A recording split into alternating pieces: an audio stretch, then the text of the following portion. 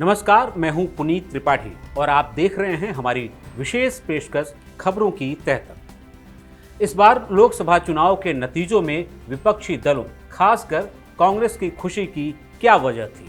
अगर आप सोचते हैं कि 10 साल बाद 99 सीट जीतने से कांग्रेस खुश है, तो ये पूरा सच नहीं। इस खुशी की 3 वजहें हैं। पहला ये कि कांग्रेस इन नतीजों में उस ब्रांड मोदी को कमजोर होते देख रही है जिसे उसने अजेय मान लिया था। भले ही कांग्रेस और विपक्ष ने कभी इसे सार्वजनिक तौर पर नहीं कहा। खुशी की दूसरी वजह, उसे 10 साल बाद नेता प्रतिपक्ष का दर्जा मिला है। और तीसरी, उसका विपक्ष का सबसे बड़ी पार्टी होना, जिसे क्षेत्रीय दलों से चुनौती मिलने लगी थी। लेकिन आज हम चर्चा करेंगे राहुल गांधी की, जिन्हें लोकसभा में नेता प्रतिपक्ष की जिम्मेदारी मिली है और ये राहुल गांधी के लिए कांटे का ताज साबित होने वाला है।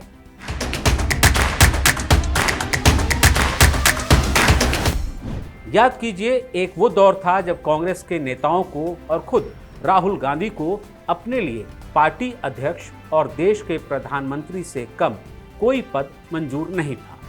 भले ही इसे खुलकर नहीं कहा गया, लेकिन लोकतंत्र की ताकत देखिए। लगातार 2 करारी हार के बाद कांग्रेस तीसरी बार इस हालत में पहुंची कि उसे नेता प्रतिपक्ष का पद मिला। ऐसा हुआ तो पहले कांग्रेस ने और फिर विपक्ष के गठबंधन ने राहुल गांधी को लोकसभा में नेता प्रतिपक्ष बनाने का प्रस्ताव पास किया, जिसे कुछ समय की चुप्पी के बाद राहुल गांधी ने स्वीकार कर लिया। CPP chairperson wrote a letter to the four-time Speaker Bhartwari Mahtab informing the decision of appointment of Rahul Gandhi as the leader of opposition in the Lok Sabha.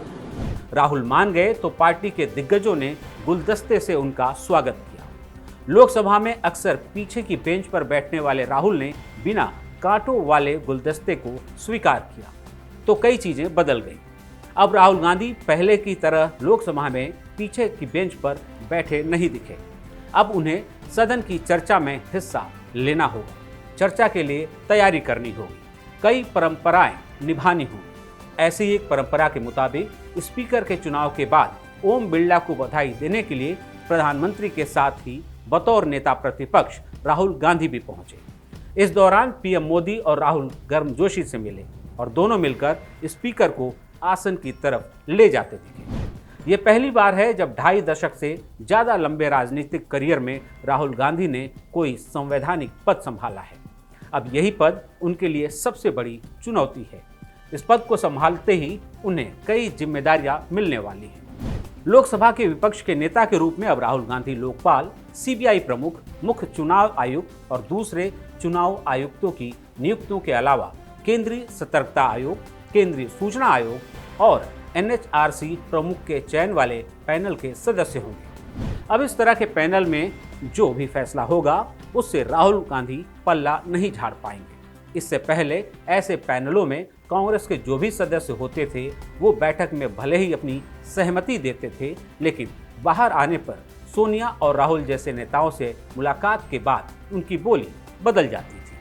लेकिन अब कुछ फैसलों से राहुल अपना पल्ला नहीं झाड़ पाएंगे और अपने फैसलों की जिम्मेदारी उन्हें लेनी पड़ेगी। इससे पहले संसद सदस्य के रूप में राहुल का व्यवहार सवालों के घेरे में रहा।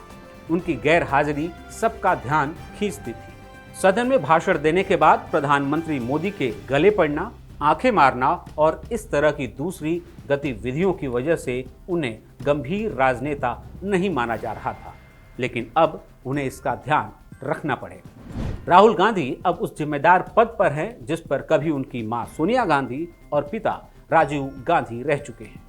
ये वही पद है जिस पर कभी अटल बिहारी वाजपेयी, शरद पवार, सोनिया गांधी, लाल कृष्ण आडवाणी और सुषमा स्वराज जैसे दिग्गज रह चुके हैं। इसलिए राहुल को अब अपना व्यवहार पद की मर्यादा के मुताबिक रखना होगा। मौजूदा सत्र के तीसरे दिन बतौर नेता प्रतिपक्ष राहुल इस राह पर चलते दिखे, जिसमें विपक्ष के नेता के रूप में दिए पहले भाषण में उनकी चिंता थी और विनम्रता के बावजूद एक नकारात्मक सोच की झलक थी। And we are confident that by allowing the opposition to speak, by allowing us to represent the people of India, you will do your duty of defending the Constitution of India. अब राहुल को खुद को संपूर्ण विपक्ष की आवाज की तरह पेश करना है, लेकिन क्या कांग्रेस के कामकाज की फितरत ऐसा होने देगी?